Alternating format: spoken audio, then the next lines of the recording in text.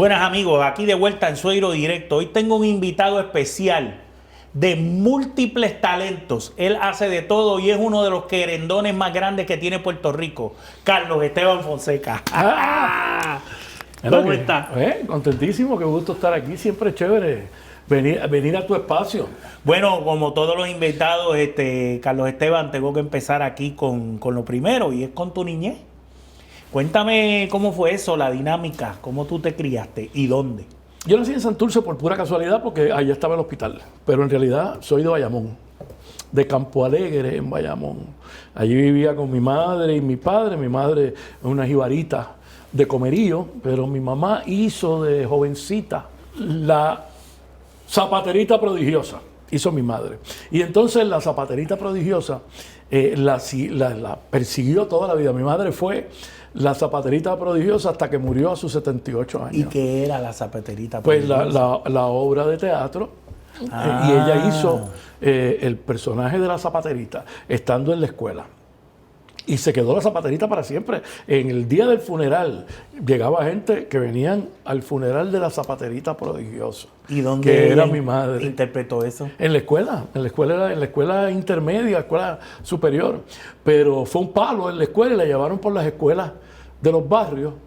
Y entonces pues se hizo famosa como la zapaterita. Por eso yo pienso que mi vena actoral viene de mi mamá. Sin duda. La vena musical viene más de mi padre. Porque mi padre cantaba, no era cantante profesional, pero le encantaba cantar.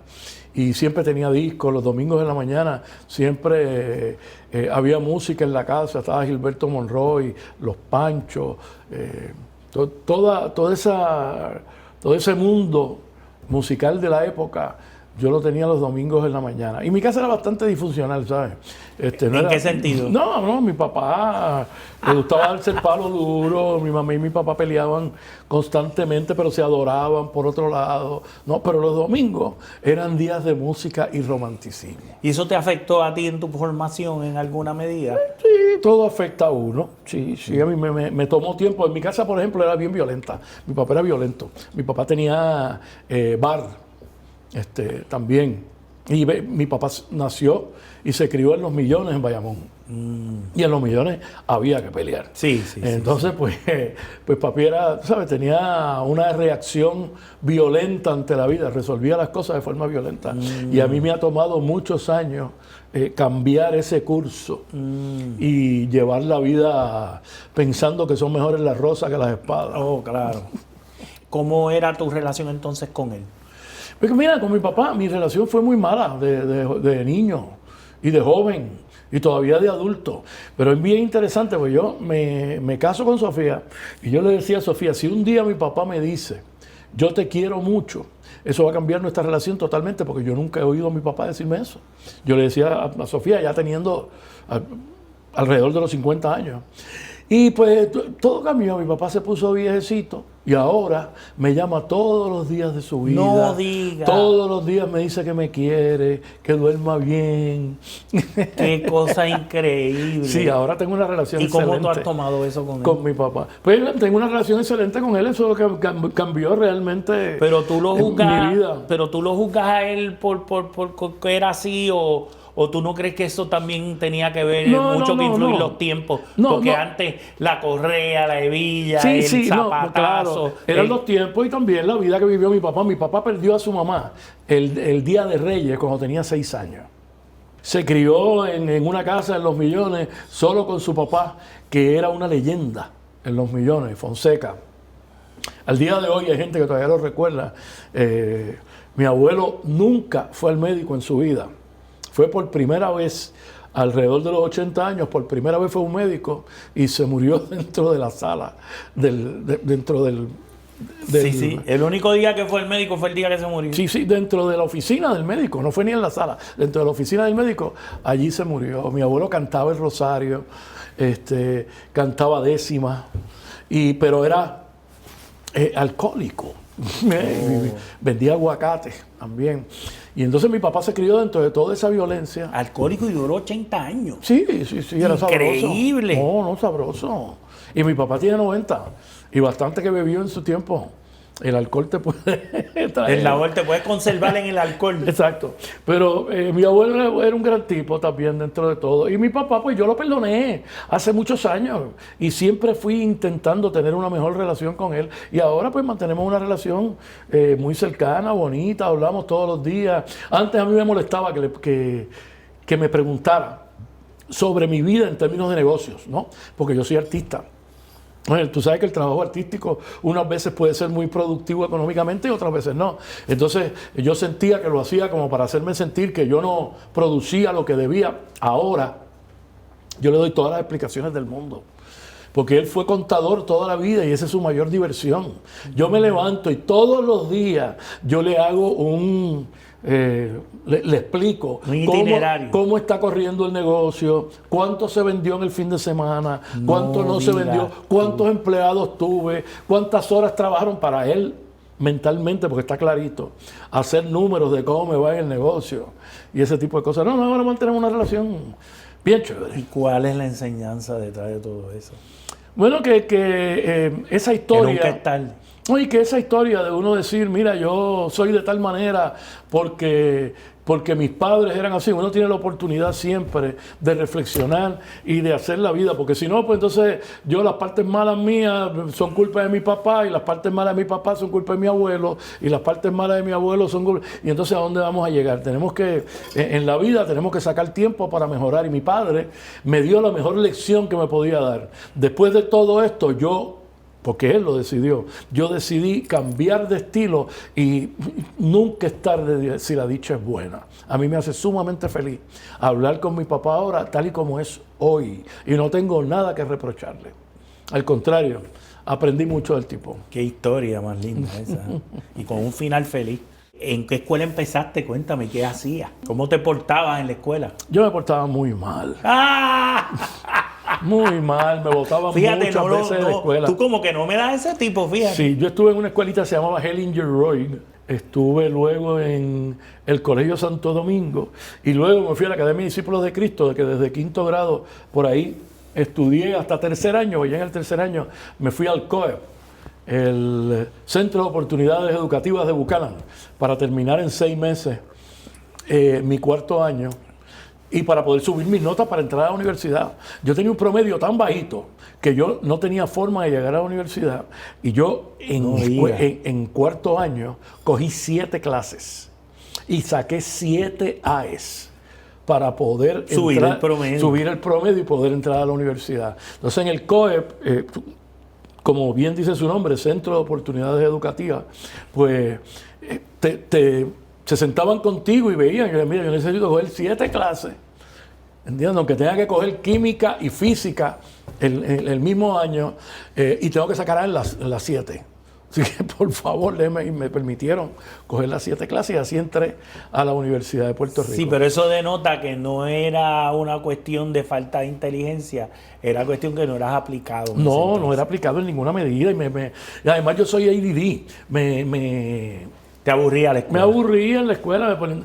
Yo siempre digo que a mí me votaron de la Academia de Discípulos de Cristo en varias ocasiones por hacer lo mismo por lo que hasta el día de hoy me pagan. Porque actual. Pues sí, porque el problema era mi creatividad. Yo de cada cosa que el maestro decía yo tenía un chiste. O me lo llevaba por otro lado, creaba otro discurso. O me ponía a discutir con la maestra en la clase de historia. Porque me hablaba bien de cosas que ideológicamente yo no estaba de acuerdo. Y entonces me le decían a mi mamá, él quiere saber más que el libro. Ese tipo de historias de antes. Y en ese momento, ¿cuándo es que tú empiezas a reflejar que tienes esa vena artística y que te vas a ir por ese camino? ¿Cómo mira, yo te diría que yo no recuerdo mi vida sin eso. ¿Y cuándo empieza yo siempre eso? tenía... Vamos para atrás. Yo siempre tenía la inquietud, a mí me encantaba. Yo te puedo decir, programas que se daban cuando yo tenía 4 años, como 2 a Go, Go, Go, el Club del Clan, que luego yo buscando, pero ¿cómo yo me acuerdo de esos programas si los daban cuando yo tenía 3, 4 años de edad? Cuando el Gran Combo era el que abría el show de las 12. Cada uno de los animadores que tuvo el show de las 12, yo los recuerdo. desde el principio. Y a Alfred D. Herrier, que luego nos hemos hecho grandes amigos con los años, pero yo era niño y veía a Alfred, jovencito. Así que yo tenía una inquietud por ese lado siempre. Los primeros regalos que yo le pedí a mi mamá fuera de juguetes.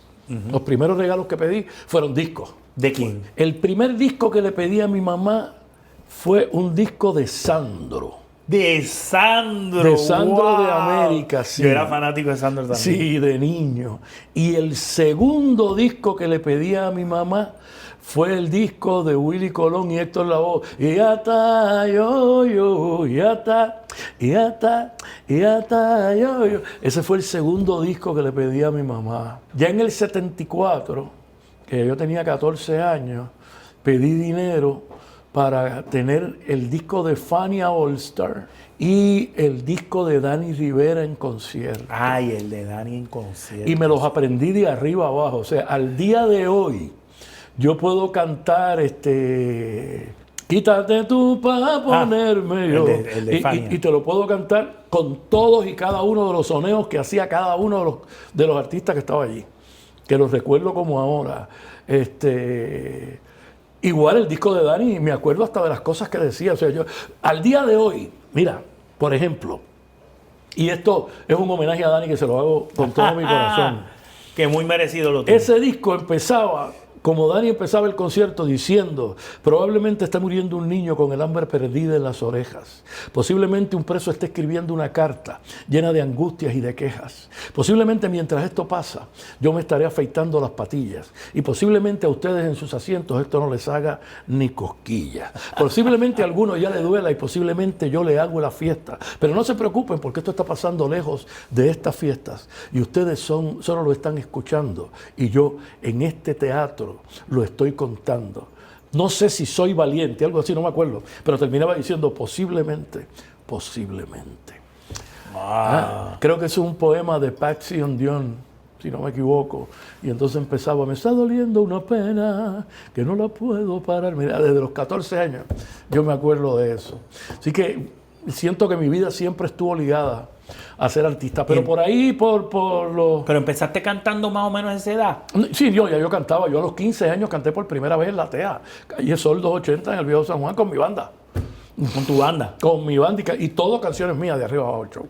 ¿Tú las escribías? Sí, todo mi show era ¿Compositor? canciones. Sí, al día de hoy, sí. Y yo sigo componiendo. No compongo a la velocidad que componía cuando jovencito, pero siempre en cada show que yo hago yo incluyo ¿Y cuándo fue la primera vez que grabaste? Recuerdo que Marilyn Pupo grabó con esa misma compañía, una compañía mexicana que llegó a Puerto Rico. Yo tendría 16, 17 años. Y grabé 2 temas con esa compañía, pero nunca pasó nada. Realmente en la música, mira, lo que sucede es que yo era cantante, pero yo siempre quería ser actor además. Y cuando surgió la oportunidad de empezar a actuar el teatro, me chupó, me llevó. Te llevó. Digamos que para bien y para mal, siempre he podido vivir de la actuación. Por lo tanto, me he dado el gusto de cantar solo lo que me daba la gana y me gustaba. Nunca tuve que matarme buscando qué era lo comercial para sobrevivir. Y entonces, pues por eso, pues mis trabajos, y lo digo con mucho orgullo, mis trabajos que yo recuerdo como importantes son Absurdo Urbano, que era un trabajo sumamente diferente, La Descarga Boricua, que era un trabajo de jazz latino clásico para la historia, y Caribe Gitano. Caribe Gitano. Que, por cierto, aprovecho y lo digo, Caribe Gitano va a juntarse. A finales de este 2023 hacemos un reencuentro. En el Monero, me imagino. Eso es así. Sí. Ahorita hablamos del Monero. Mira, pero ¿cuándo es que se empieza a perfilar en ti esos dotes artísticos? ¿En high school? ¿O en qué grado? En high school, definitivamente. Okay. Sí, yo estaba en segundo año de escuela superior.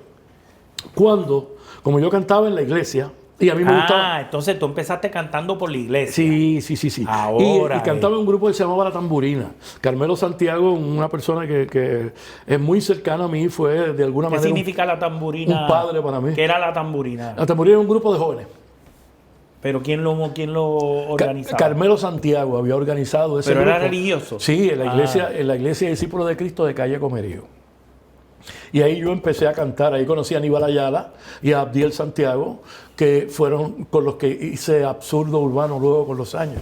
Y que ambos estaban en la tamburina. Pues a mí me gustaba mucho, así que también estaba en el coro. También canté un tiempo con un grupo que se llamaba La Timbrerita. También canté con el Orfeón. Ahí tuve una experiencia extraordinaria porque hicimos la cantata Rey Triunfante. Y eso me enseñó a cantar grandemente en las iglesias. Se trabaja en los coros, en muchas iglesias, se trabajan los coros, los orfeones y este tipo de expresión musical con mucho ahínco y con mucha disciplina. Sí.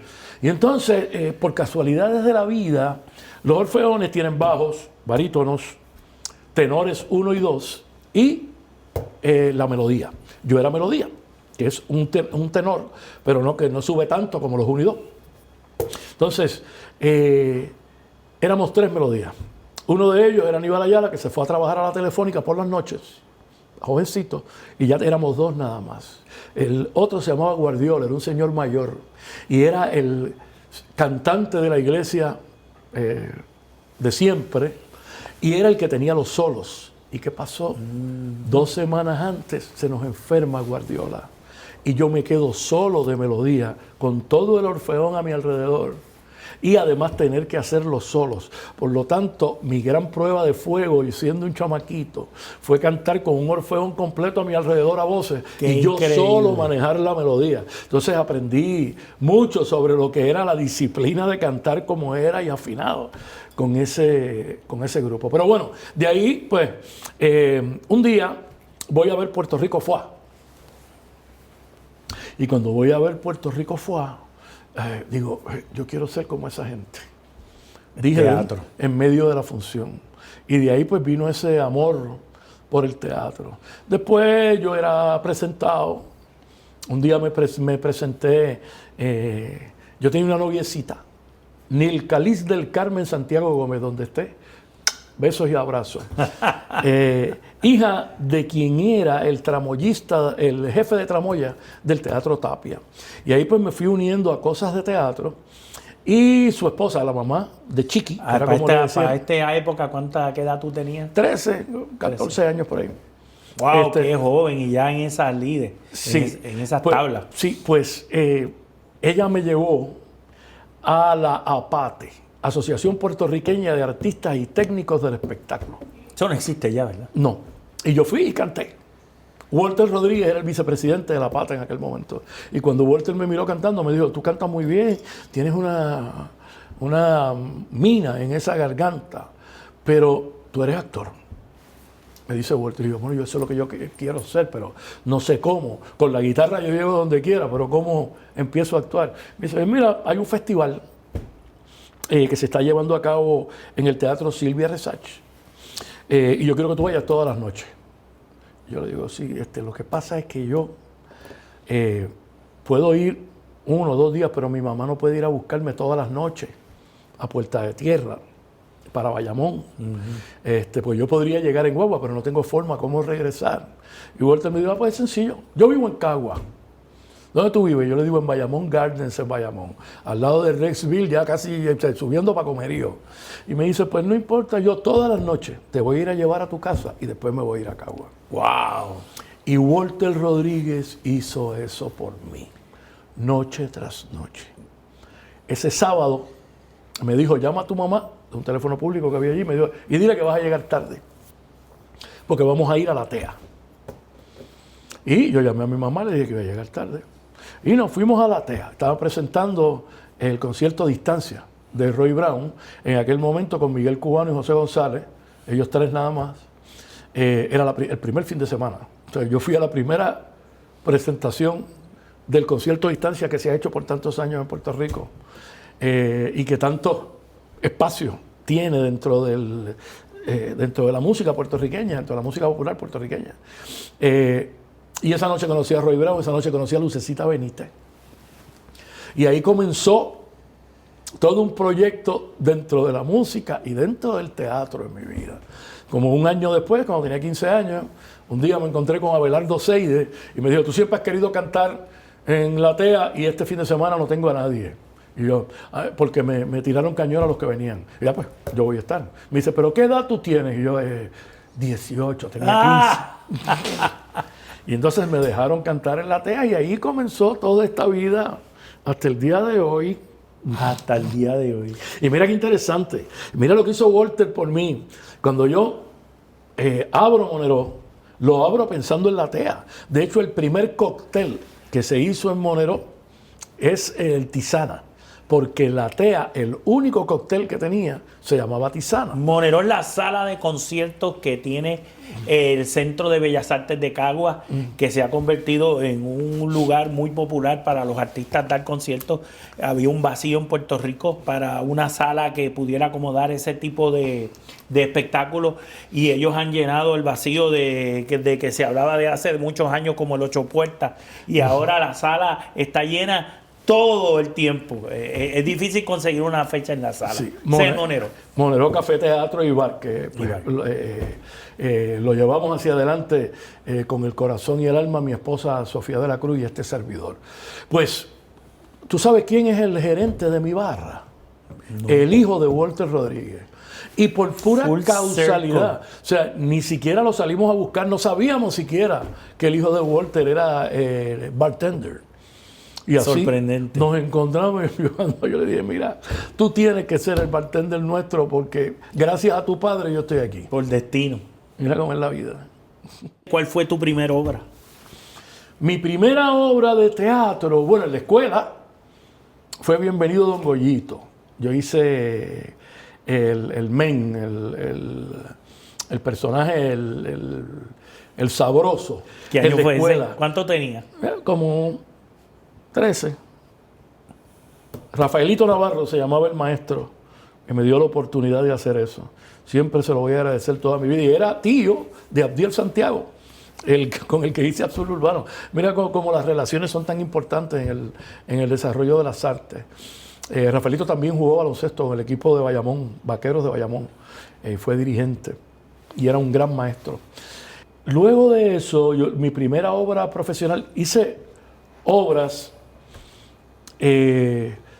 con un nivel más amateur. Pero qué joven, ya tú estabas definido, tú no tenías porque, mira, 13, 14 años, 15, ya tú sabías, tú ibas por ahí, tenías un derrotero, sí, tenías no. una luz ahí alumbrando el camino y todo. No, Emilio Robles, con mucho cariño, estudié con él por muchos años, me recuerda que yo un día le dije saliendo de la escuela, aunque yo me muera de hambre, yo voy a ser artista hasta el día en que deje de existir, estando en la escuela. Ajá. Yo tenía eso claramente definido. Y para mí no era una aspiración económica, era una aspiración de vida. Sí, era una vocación. Sí, eso es así. Y la mantengo hasta el día de hoy porque no hay nada que yo más respete y ame. Luego hago como obra profesional así fuerte. Pues había hecho cosas con Pantojas, pero eran papeles pequeños. Con Panty. Sí, que Panty me daba la oportunidad. Lourdes Jiménez, yo cantaba con Lourdes Jiménez, una gran cantante puertorriqueña, vivía ahora en Texas. Y sigue siendo una gran cantante puertorriqueña. Es maestra de música allá también. Y ella era la directora musical de Pantoja. Y entonces pues yo andaba con ellos para arriba y para abajo y Pantoja me dio los primeros breaks de trabajar con él e ir aprendiendo en los cafés teatros mismos. Tenía una clase stand-up comedy. Sí, no, fuera de serio. Yo lo vi cientos de veces, porque yo andaba con ellos por toda la isla. Y Pantoja inventaba una cosa nueva todos los fines de semana. Como él nunca escribía libretos, él improvisaba, pues, ¿dónde tú me quieres? Y él llegaba con algo, lo pensaba por el camino y era monstruosa su capacidad de comunicación creativa, no, fuera de este mundo. El asunto es que un buen día, un gran amigo, Carlos Miranda, familia, es mi familia en realidad, Carlos Miranda, mimo y actor puertorriqueño, estaba haciendo una obra, ya él daba pasos más adelantados que yo, aunque era un poco más joven que yo, dentro del teatro. Él y René, que ya estaban, René ya era un actor consumado. René Moncloa. Sí, como a los 20 y pico, ya te estoy hablando 20 y pico de años. Pues Carlitos estaba trabajando en esta obra que dirigía Elienit Cadilla, con Chavito Marrero. Bueno, el asunto es que consigue una beca con Marcel Marceau para hacer un taller con Marcel Marceau Marceau en los Estados Unidos, Carlos Miranda. Entonces, todo el mundo le dice, tú tienes que ir, incluyendo la producción de la obra. Pero además, le dicen, pero ¿quién va a ensayar por ti? Porque tú, para poder hacer el taller, él llegaba el mismo día de la primera función. Y él les dice, yo tengo un pana que si yo hablo con él, él lo hace, yo confío en que puede ensayar bien. Y me llama a mí. Y ahí yo voy a hacer esos ensayos. Dicho que si él no lograba llegar a tiempo, yo estrenaba. Bueno, él llegó a tiempo. Yo no tuve que estrenar, pero yo no estrené. Pero tanto Chavito como Elia estaban muy agradecidos del esfuerzo que yo había hecho, aprenderme eso de un día para otro, para poder ensayar con ellos. Como el understudy. Sí, y fue de un día para otro, literalmente. O sea, a mí me llamaron un lunes y el martes yo estaba ensayando. Y llegué con prácticamente la obra aprendida y el miércoles ya me la sabía. Y gracias a Dios tengo una memoria sí, que me funciona muy bien, gracias a la vida. Entonces, pues, Chavito se despidió de mí diciendo, no vas a hacer la obra, pero yo voy a ser tu padrino en el teatro. Y todavía, ya viejito, cuando yo cumplía años, me mandaba feliz cumpleaños, tu padrino Chavito. Y Elia me dice, no estrenaste hoy, pero vas a estrenar en 2 meses. Porque en 2 meses yo voy a ser la señorita Margarita y quiero que seas mi estudiante, que es el otro personaje que está. Ahí voy a ser la señorita Margarita y nos ganamos el premio de la mejor producción del año por el Círculo de Críticos. ¡Wow! Y entonces eso me hace entrar por la puerta ancha al teatro. Esa época ahí en los 80 es conocida como la época de oro del teatro puertorriqueño. Así que, y hacíamos muchos teatros en que empecé a trabajar con aquel productor, con el otro, y se fue. Después vino la televisión y pues, hasta hoy. De esas obras que hiciste, ¿cuál es la que mejor recuerdo te da? La noche que volvimos a ser gente es el trabajo más dentro de mi corazón por muchas razones. Primero, es el cuento, la obra prístina de José Luis González. Es precioso. Todo el que lo ha leído lo sabe. O sea, todo el que tú te ríes y lloras. Tú sabes, es una montaña rusa de sentimientos. Está extraordinariamente bien escrito, como está en primera persona, es de por sí un monólogo, aunque es un cuento. Pero además de eso, y no menos importante, esa es la obra que yo vi hace 41 años con Miguel Ángel Suárez. Haciéndola. Ajá. ¿Qué actorazo? Y desde que la vi, yo dije, algún día yo quiero hacer eso. Y entonces Miguel termina siendo un padre para mí en la vida real. Sí. Y entonces, pues, yo heredé ese trabajo de Miguel Ángel. Eso le da un valor muy grande también para mí. Claro, hay obras de teatro que marcaron mi vida. Por ejemplo, la primera obra que yo protagonicé fue Préstame un tenor, Lend Me a Tenor, que se había ganado ese mismo año el Tony Award como mejor producción del año en Broadway. ¿Qué año estamos hablando? Por eso fue por ahí como en el 90. 91. Yo con unos 29, 30 años. Había hecho muchos papeles buenos, pero protagonizar en teatro grande. Sí. Porque ya yo había hecho, por ejemplo... Starting Role. Sí, yo había protagonizado cosas para estudiantes, cosas que se hacían en las escuelas más pequeñas, pero un rol... O sea, cuando yo llego, yo ni me atreví a preguntar quiénes más estaban en la obra. Maíto Fernández Cortines, que Dios lo tenga en la gloria, gran amigo que lo perdimos hace poquito, solo muere lo que se olvida, así que sigue por ahí. Maíto me llama para hacer esa obra y me dice, te va a llegar la música por correo. Y de momento yo llego a mi casa y veo que me llega un sobre. Cuando miro, Andrew Lloyd Webber era quien me estaba mandando la música de la obra que yo iba a actuar y a cantar. El de Phantom of the Opera, Jesus Christ Superstar, sí, Cats. Sí, y todavía eso es así. Tuve que tomar clases de canto porque cantaba un área completo de Don Carlos, el Dio que en el alma infondere. Dio que en el alma infondere amor. Eso, a power total, tú sabes, para un tenor, en un dúo con un tenor que traían de afuera para hacer la obra. Y cuando yo abro la puerta, que me entero de quiénes estaban, miro, Chavito Marrero, Norma Candal, Gladys Rodríguez. ¡Ey! Ahí la pierna temblando. Sí, Tú eres protagonista. Sí, y pues esa obra, por supuesto, me abrió unos espacios Todas las puertas. mucho más grandes, funciones llenas de lado a lado, abarrotadas de un lado al otro. Una obra que en aquella época las obras eran largas, duraba 3 horas, y de esas 3 horas yo salía de escena 8 minutos. Nada más. Sí. Y te tenías que aprender ese libreto completo de memoria. Sí, no, y el Dios Y que en para el ese Armin entonces Fonder, no habían apuntado. oye, el Dios que en el Armin Fonder le dura como 8 minutos la pieza, cantando por ahí para abajo.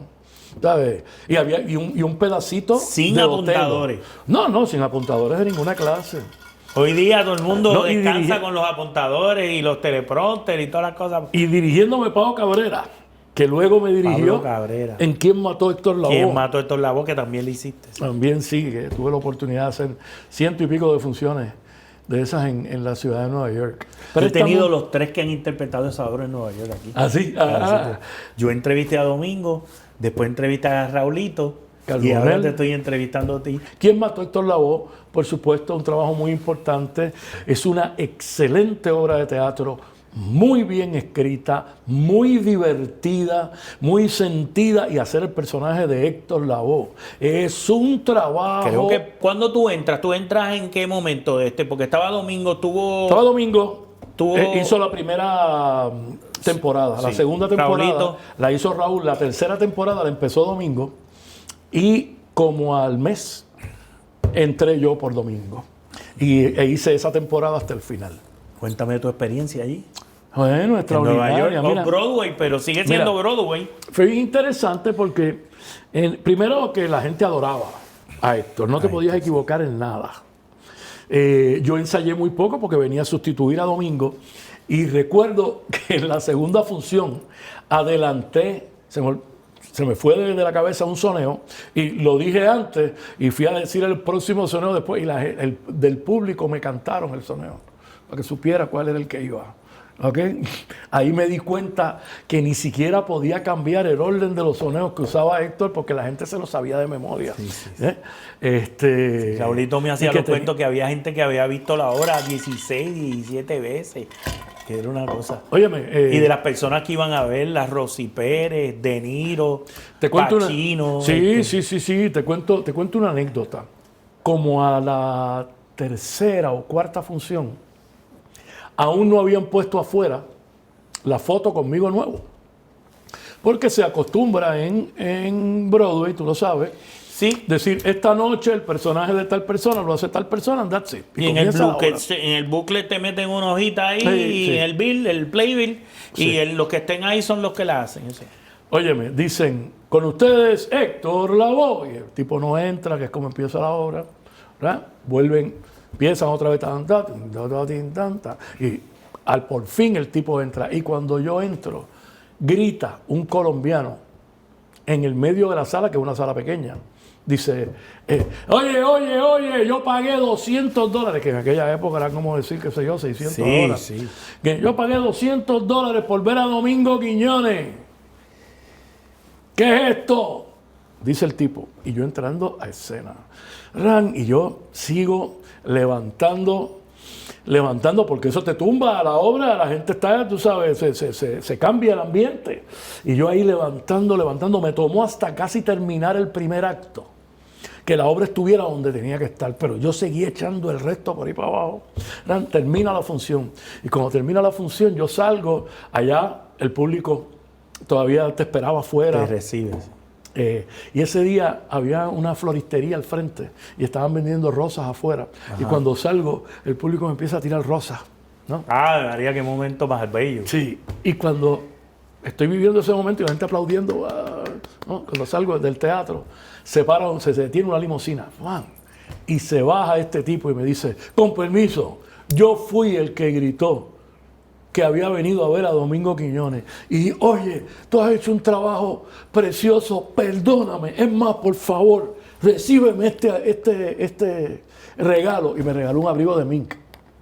¡Guau! De verdad. Yo, no, por favor, no, quédate con él, por favor. Nunca me lo puse, pues yo no me imagino yo con un abrigo de mink. ¿Quién estaba en el piano? ¿Isidro? Infante, No, estaba Oscar Hernández. Oscar Hernández. Oscar Hernández. El que estaba enseguida del solar. Sí. Con con Rubén Blades. Sí, Oscar Hernández, buen amigo. Sí, y otro- gran músico un extraordinario. animal. Sí, sí, Diablo, sí, cuando sí, te sí, tocó audicionar ahí, Sí. que dice, bueno, aquí está Oscar Hernández, aquí está Pablo Cabrera, Eso es así. Aunque en realidad yo no pasé por la audición. ¿No la pasaste?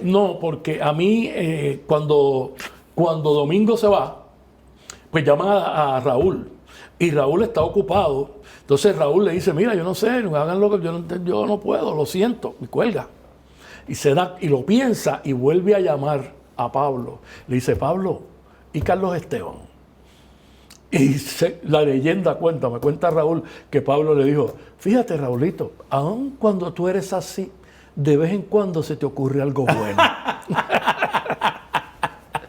Y entonces Raúl me llamó, Carlos Esteban, te voy a llamar. Y tú aquí en porque- Puerto Rico, Sí, de la noche a la mañana. sí, eso es así. Y chacho, yo estaba en un momento... ¿Y tú habías visto la obra anteriormente? No, Ya. no tenía la más mínima ¿Y idea. en cuánto te la tuviste que aprender? Bueno, ahí me llamaron viernes, que tenía que estar lunes allí. Viernes que tenía que estar lunes para interpretar la obra. No, tenía que estar lunes en Nueva York para ese martes, no, el próximo de arriba. Ah, tuviste una abrir la semana. temporada. Tuve una semana. Y la cuestión del maquillaje y todo ese tipo de para transformarte en Héctor. No, fíjate, no era muy difícil. Yo tenía cierto parecido con Héctor. Yo creo que de los tres, el más que se parecía físicamente era ¿De yo. verdad? Sí, sí. Yo hablé con Raulito y también hablé con Domingo y ellos estaban contestes en una cosa con esa obra y te la quiero preguntar a ti ahora también. Y es que ellos decían que eso era una obra bien difícil para interpretar porque tú tenías que estar en diferentes estados de conciencia mientras estás haciendo esa obra. No, y eso es bien difícil como actor. Más 16 canciones poniéndole el dejo de Héctor. Porque en el caso de Domingo hacía más una revista musical que le quedaba. Porque es cantante. Que le quedaba espectacular, porque él estaba cantando como Héctor y de momento metía la voz de él, Sí. pues se quería caer el lugar, Claro. y volvía a meter Es más que canta. la voz de Héctor, ¿me entiendes? Pero Raúl y yo nos fuimos por el lado totalmente El actoral. actoral. Raúl y yo éramos Héctor desde que empezaba hasta que se acababa sin variación. Sí. ¿Eh? Por eso él se ganó el ACE. Sí, Raulito se gana el ACE. sí. Meter esos 16 temas. Fíjate, tú puedes cantar, tú que eres cantante. Yo soy el cantante que hoy han venido a escuchar, ¿verdad? Pero Héctor hacía muchas cosas con la voz. Y yo soy el cantante que hoy han venido a escuchar lo mejor. ¿Viste? Todo ese juego. Porque uno no puede imitar la voz de alguien porque nunca la vas a hacer igual. Tú le pones los toques, los dejos que hacen que la gente te compre, que lo esté escuchando. Sí.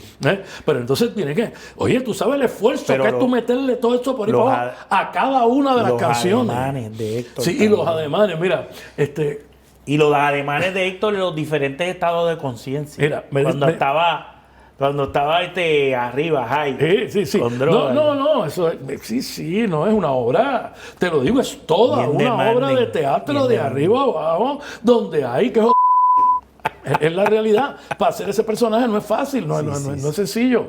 Yo Un diría que es uno personaje- de los más difíciles que tú has hecho. Sí, de los trabajos más fuertes. ¿Quién mató a Héctor Lavoe? Es una obra difícil de hacer, tan difícil como una obra de teatro clásico, ¿sabes? Una obra fuerte donde tienes que tener cambios bien fuertes, tú sabes, el momento en que muere sí. el hijo de Héctor. O sea, yo todas las noches me bebía las lágrimas en esa escena y tienes que cantar. Entonces, no solo eso, Y te salían de aquí. del alma. Y entonces, no solo eso. Eso Porque- tiene un toll. No solo eso, que Eso paga tienes, un precio. tienes que empezar a cantar sin la orquesta. Y que cuando la orquesta entre, tú estés en el tono de esa orquesta. ¿Me entiendes? O sea, que tú terminas Y diciendo... nadie te ponía una teclita. "Tararina". Nadie te ponía una teclita del piano Sí, ahí como bueno, para que tú cogieras el Sí, kibo. hay una teclita, pero es cuando empieza la escena. Ok. Y Para con mí, esa te tiene que quedar Que ahí. quedar ahí. Para cuando empiezas a cantar en ese tono que trae. Para cuando te... Ton, es el que todo lo sabe. Vayas y con el llantén. No. Tiene momentos verdaderamente complicados, serios. Yo creo que es de lo mejor que se ha hecho en el teatro puertorriqueño sobre personalidad alguna. Y el Mato Héctor Lavoe es un obrón, la verdad. Los invito, vayan a verla. ¿Cuántas funciones tú hiciste allá? Yo hice, 100. creo que eran 105, pueden haber 105. sido 104, 106, porque cuando me di cuenta que iba a terminar fue que me puse a contarla. Entonces quizás me equivoque por 2 o 3, pero, ¿Y te pagaron pero es por bien? ahí. Sí, me pagaban bien. ¿Y, Me la, pagaban y, la, me- y la ciudad de Nueva York? Mira, me ¿Tú pagaban habías menos vivido antes en Nueva York? por ratitos, pero no tanto tiempo como en esa ocasión. Me pagaban bien, pero no me pagaban tan bien como en Puerto Rico. Lo que sucede es que hacía 8 funciones a la semana. Ah, claro. Y entonces en Puerto Rico haces 3 o 4 En el fin de semana. en el fin de semana. Y ahí se acaba todo. Allá hacías 8, entonces cuando sumabas las 8, terminas cobrando mejor de lo que cobrabas aquí. Ahora, 8 funciones a la semana. De esa obra es morirte, ¿sabes? Y no había un understudy. No, porque es que Héctor Lavoe es un personaje Es muy... do or die. Es que es muy especial porque tiene que ser actor. Tiene que tener la gracia para hacer a Héctor. No a todo actor le caen todos los personajes, ¿verdad? Tiene que tener la gracia. cultura. Tienes que llegar a esas notas altas que daba Héctor, ¿verdad? Cantando. Sí. La idiosincrasia y la cultura. Sí, tener ese tipo por dentro y además meterle a la clave donde es. Porque tú te encuentras 20 cantantes en Broadway que hacen todos esos musicales, pero no te pueden cantar o te pueden trabajar bien duro para hacer un número de salsa en clave, pero hacer los 16 y en el tiempo como le llevaba Héctor, que llevaba esa guasa encima de esa clave.